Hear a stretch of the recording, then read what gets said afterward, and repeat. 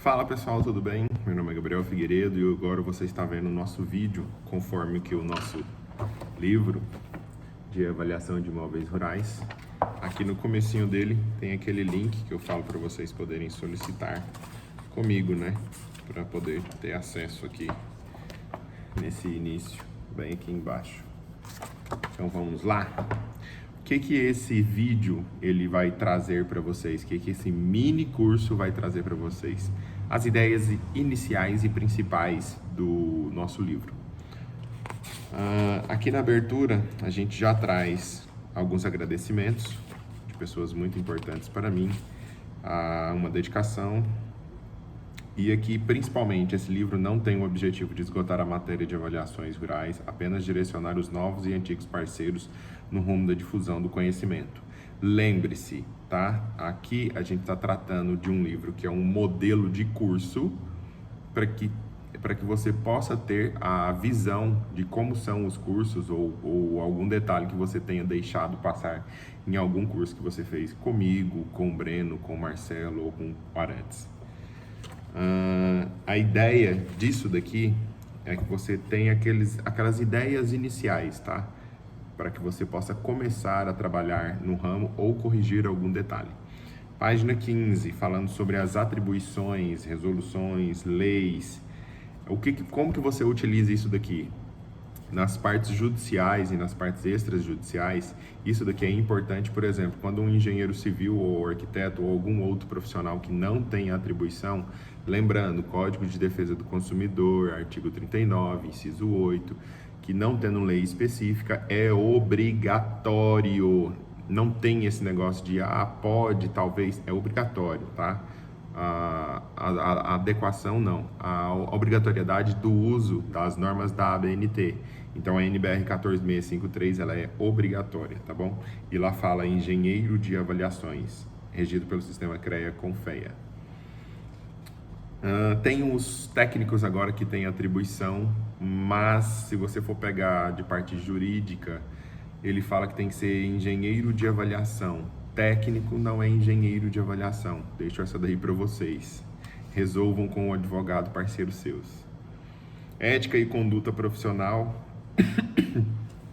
Isso daqui é vamos utilizar uma analogia, uma exortação que eu faço para vocês, principalmente na parte de comentários na página 17. Perfil do profissional, algumas analogias com personagens aqui da nossa ficção e também dos nossos livros. É interessante que se você levar para o lado correto, o lado original, você vai entender a mensagem que eu quis passar. Introdução às avaliações, aqui no objetivo são para mais ou menos o objetivo do trabalho que você pode fazer. Não tem todos aqui, mas creio que tem a maioria, tá? Então aqui são os campos de atuação que você pode trabalhar. Então tem demais da conta. Na página 20 a gente começa com os tipos de avaliações, aqui são algumas que a gente citou, tá pessoal? Então tem várias aqui de APP, bancário, seguro, área bruta, desapropriação, direta, indireta, áreas para irrigação, parque, cravadas, elefantes brancos, servidão administrativa, passivos ambientais, desvalorização de remanescente, benfeitorias, pastagens, benfeitorias funcionais, não funcionais, valoração hídrica, glebas urbanizáveis, involutivo, áreas de grande porte, avaliações cênicas, avaliações de turismo, avaliações de áreas de lazer, de deleite, de pescaria, potencial minerário, silvicultura, pivô, 3 safras, irrigação específica, proteína animal, canas com 3 tipos de topografia, áreas de vereda que seguram um pasto, segura um boi bem legal na época da seca, o pastinho tá sempre verde, mas lembrando que isso é APP, tá pessoal? 8, classe 8. Canas, milho, algodão, indústrias, áreas de soja. E aqui o que a gente fala aqui que um engenheiro de avaliação na página 42 deve ter. Tudo isso daqui você usa. Se você não utilizar alguma dessas falas aqui da página 43 dos comentários, é porque o seu trabalho de avaliação está superficial, tá? Avaliações de imóveis rurais, a topografia. Aqui, se você utilizar como código alocado, você já tem isso daqui como código alocado. Se você for utilizar como querer fazer aglutinação ou fazer como código ajustado, também tem uma ideia para vocês aqui. A parte do que a topografia interfere e principalmente aqui, a parte de fertilidade de solo. Se você não é agrônomo, não tem como eu te explicar de fisiologia e de estruturação de solo. Isso é feito na graduação de agronomia. Gabriel, o solo não é vivo. Sério que você está pensando isso? Retira os primeiros 15 centímetros de qualquer camada de um solo que é fértil e depois planta qualquer coisa. Vê se vai nascer e vê se vai prosperar, tá? Vê se isso daqui vai ser a nível comercial. Por exemplo, servidões de duto, quando você faz aquelas escavações e o pessoal não separa os montinhos de primeira camada superficial de 15 centímetros e depois as camadas de 15 centímetros para baixo e mistura aquilo tudo e depois coloca por cima, você pode ver que aquele filete fica ali a vida inteira, ele não se recompõe, tá? O solo é vivo, ele tem fisiologia. Aqui na página 46 ele tem alguns solos existentes aqui na minha região, e na página 47 isso daqui é uma boa ideia para você saber mais ou menos um pouco sobre solo, tá? Sobre camadas. Aqui, esse aqui a gente chama corriqueiramente, e não é nome técnico, a gente chama de latossolo chumbinho, tá? Nas páginas 48, 49 tem algumas fotos para você fazer classificação visual de solos, de tipos de solo e perfis de solo, tá? É bastante interessante para vocês que não têm muita habilidade com o trabalho de campo da parte de avaliação de imóveis rurais. Isso aqui são algumas piadas, algumas que a gente faz aqui. A classificação de nossos componentes, os grupos A, B e C. Aqui, caracterização de subclasses. E aqui o tipo de classe por França 83, se eu não estiver enganado, que é o que eu gosto de utilizar, tá? Tem outras, tem um monte, mas essa daqui é o que eu gosto de utilizar. O que é um solo bom? Se você retirar a piada dessas falas e interpretar de forma agronômica, você vai entender o que é um solo bom. Outros solos produz, Gabriel? Produz, lógico que produz. Só que a necessidade de correções, adaptações e sistematização ou trabalhos no solo são gigantescas e isso tem um custo. Aqui outras classificações de capacidade de uso, tem aqui os fatores de limitação na 53 que eu gosto e essa tabela que eu utilizo, tá? Essa que eu mais gosto. Aqui são várias outras tabelas existentes por aí.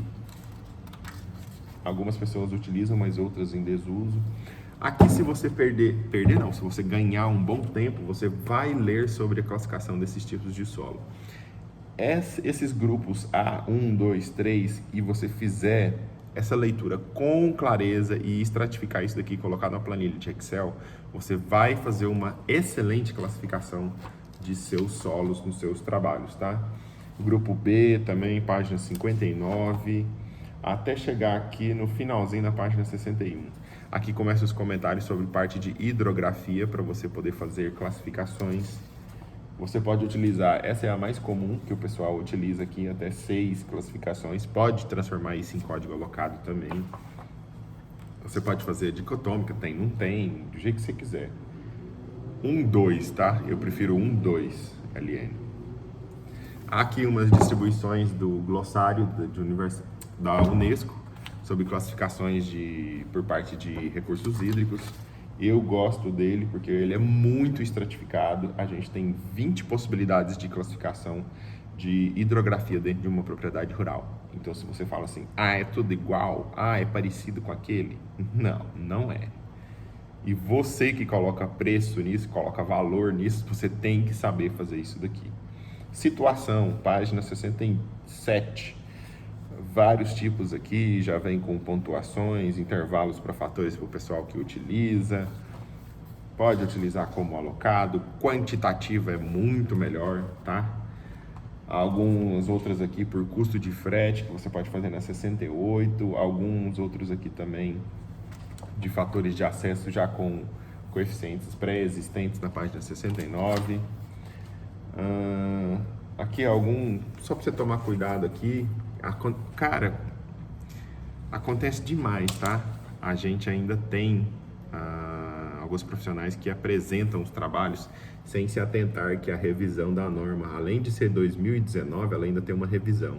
Alguns pequenos pontos foram modificados, estavam errados, mas o que mais acontece é o pessoal usar de 2004 ainda, tá?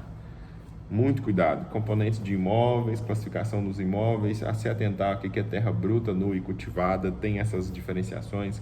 Classificação de imóveis quanto à dimensão de módulos fiscais, pequeno, médio e grande. Cuidado também, porque isso daqui dá passividade de reforma agrária. Pequena propriedade familiar, minifúndio, latifúndio. Classificação dos imóveis rurais, classificação dos componentes. Objetivo e finalidade, generalidades e prazos e atividades básicas. Página 73. Vamos dar mais uma olhadinha aqui. Requisitos de página 74, requisitos e conhecimento da documentação. O que é muito importante que você tenha uma matrícula atualizada? Por quê? Para que não tenha averbações posterior ao trabalho que você está fazendo. Então, assim, eu tenho uma matrícula, hoje é 6/12/2021, 19h10. Eu estou no meu trabalho, hoje é uma segunda-feira e eu estou gravando para vocês. Então é muito importante que você tenha uma certidão atualizada, porque se tiver uma averbação de dação em pagamento, garantia, hipoteca, alguma outra coisa assim, tem que estar claro no seu laudo de avaliação que você fez a sua avaliação até aquela data. O documento que foi fornecido para você é de 1 ano atrás, então você se resguarda e responde pela avaliação até aquela data. Todas as averbações e qualquer coisa que aconteceu na matrícula, ali no papel, aquele que vem do cartório, que a gente sabe, não é de responsabilidade sua. Coloque esse adendo, pressupostos, ressalvas e condições limitantes, coloque isso lá, negrite, sublinhe, coloca deitado, do jeito que você quiser, itálico. Mas fala, a matrícula solicitada para mim é até aqui, data tal, averbação, última averbação tal. Livre ou não de hipotecas, de dação, de penhora, de alguma coisa judicial ou não, tá bom? Isso é muito importante. Requisitos para fazer a avaliação. Olha, se possível, ITR, os dados do proprietário, CAR, cuidado com CAR, autodeclarável. A gente sabe que esse documento está sendo horrível, mas ele te dá a base de alguma coisa. Se tiver CCIR, mas o bom mesmo é o GEL, mas algumas propriedades não fornecem isso pra gente, alguns proprietários, né? Cuidado com essas documentações não disponíveis, faça os pressupostos, ressalvas e condições de fatores limitantes, sempre aquilo que foi entregue e aquilo que não foi entregue. Coloca, foi solicitado isso, entregue isso, utilizado na avaliação, isso, tá bom? Três escalinhas. Vistoria. A norma fala que deve ser feito por engenheiro de avaliações e é recomendado que seja feito pelo responsável que vai assinar lá no finalzinho, tá bom? Então, cuidado.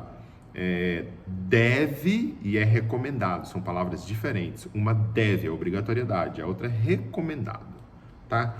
Quer produzir um bom material, um bom laudo? Faça as suas vistorias.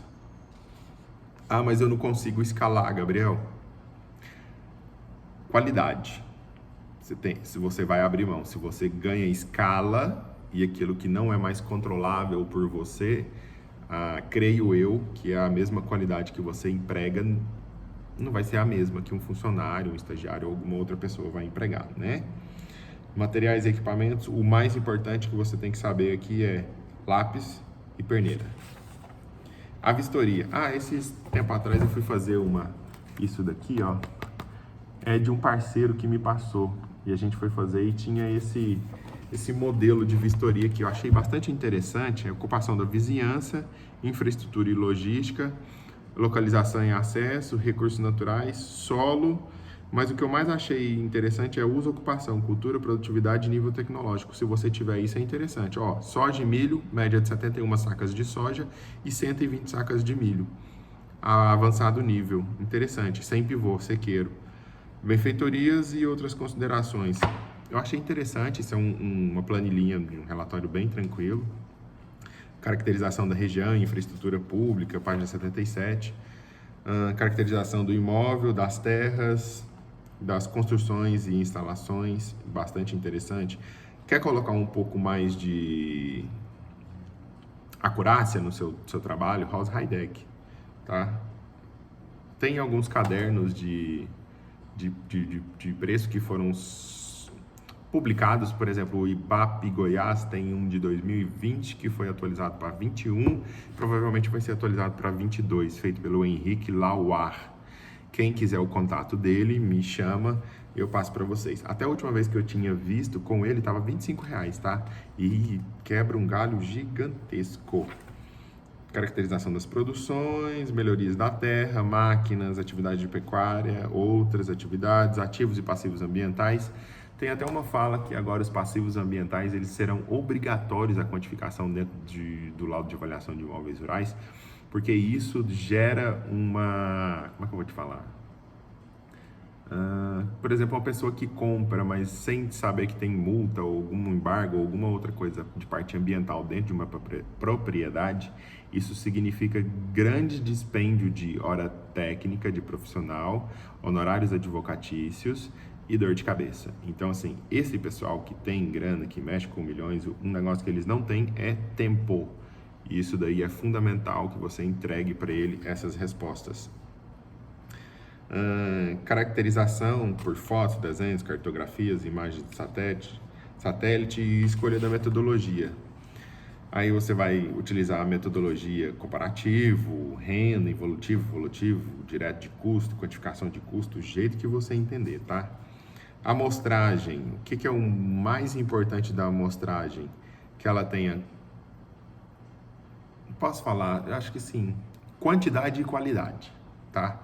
Na mesma proporção, não, que ela tenha mais qualidade do que quantidade, mas quantidade é interessante, tá? Se você conseguir fazer uma quantidade, provavelmente a sua qualidade vai estar embutida ali.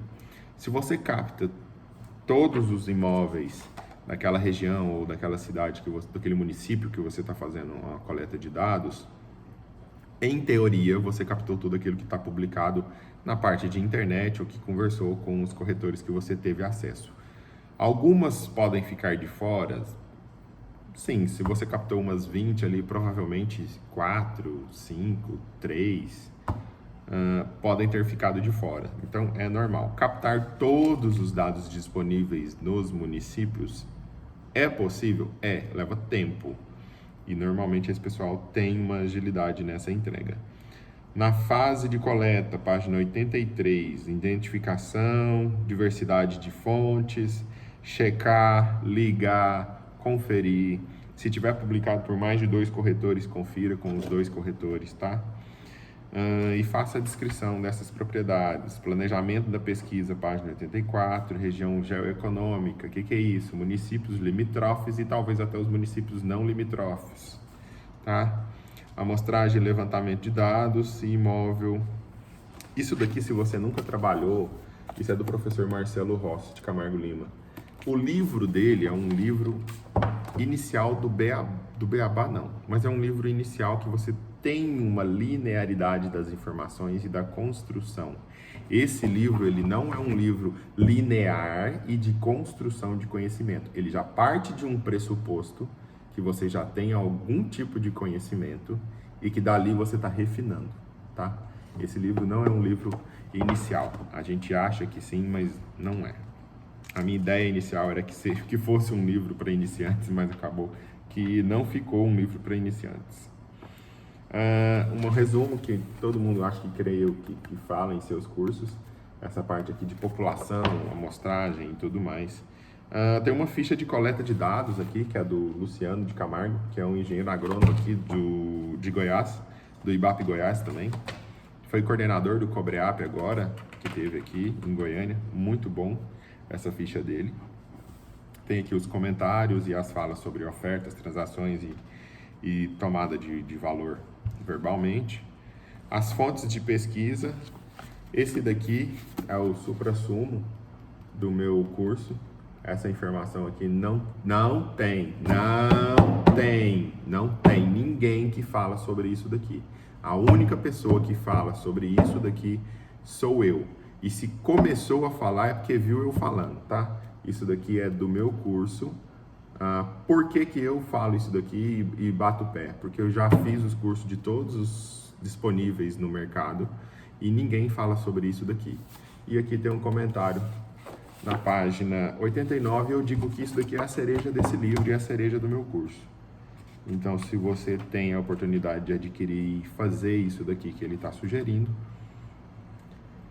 se te responderem, e provavelmente irão te responder, você tem algo inestimável em suas mãos. Não sei se algum dia o Clemansur vai ver isso daqui, mas não é Stanley, tá, Clemansur? Que ele fica pegando no meu pé.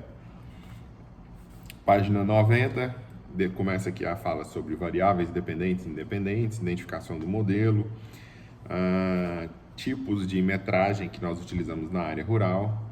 Isso daqui é outra esqueminha do professor Marcelo Rossi, que também facilita a sua vida, e daqui você consegue tirar várias variáveis quantitativas e qualitativas para o seu trabalho, tá? Página 93 a gente começa com as partes aqui de inferência, as descrições sobre dicotômica, código alocado, proxy. Eu gosto de trabalhar com dicotômica 1 e 2, tá? Variáveis independentes, subclasses de uso e algumas outras variáveis sugeridas. A gente fala sobre parte de solos, páginas 96, situação, distância, estrutura produtiva. A gente fala sobre código... Ai, gente, agora o trem tá aqui e não tô vendo.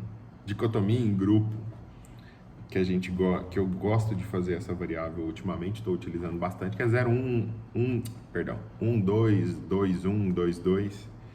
Estou utilizando bastante essa variável aqui. O código ajustado eu também estou migrando para a utilização dele no lugar de código alocado. Mas tem que tomar bastante cuidado, porque aglutinação é complicado. Então, códigos ajustados tem que tomar cuidado. A gente fala sobre micronumerosidade na 97. Começa aqui a parte de análise de gráficos na 98. E aí tem as falas daqui sobre variáveis independentes, proporções, colinearidade, análise de dados, análise de tendência, as comparações sobre regressão e média aritmética, o tratamento dos dados, valor de mercado, regressão, pressupostos, linearidade na 104, para você dar uma olhada nas transformações, a normalidade na 105, intervalos para que você trabalhe na parte de inferência, tá? Lembra daqueles intervalos da distribuição normal, 68, 90, 95? Então, 68, 69, 70, 71, 72, 9, 7, 4. Então, 68, 4 para baixo, 4 para cima. 90, 4 para baixo, 4 para cima. Até chegar no 95 ainda vai, tá? E o 95, 4 para baixo, talvez 5, e o 95 até chegar no 100. Por que que eu falo que 68 uma margem de 4 para baixo, 4 para cima, o 90 e o 95 a margem de 5 para baixo e para cima, porque o 90 chega no 95 e a distribuição 95, que é a última, pode chegar no 100. Se você chega no 100, você não tem resíduos, tá? A melhor das situações, para mim, é que o último fique no 100, tá? Porque você não tem resíduo, não tem que preocupar com isso mais. Sempre dá? Na maioria das vezes, não. Autocorrelação, colinearidade, pontos influenciantes e outliers. Obrigatória retirada, Gabriel? Não. Lembra do 68, 90, 95? Então, quando você chega no 95 e ali ainda tem 4,99 ou 5, é um resíduo ou alguma outra coisa ali que sobrou, pode ser 1, 2, 3, 4, 5, sendo 5%. Ok, tranquilo.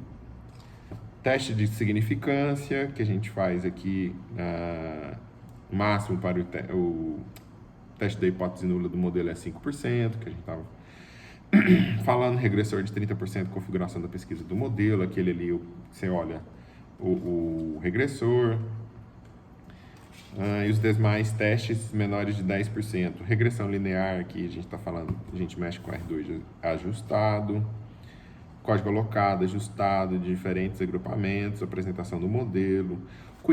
Um curso que eu estava fazendo sobre desapropriação e servidão, até um senhor ele estava no curso, ele falou assim, ó, olha, os cálculos são bons, a metodologia é boa, mas a apresentação não tá legal.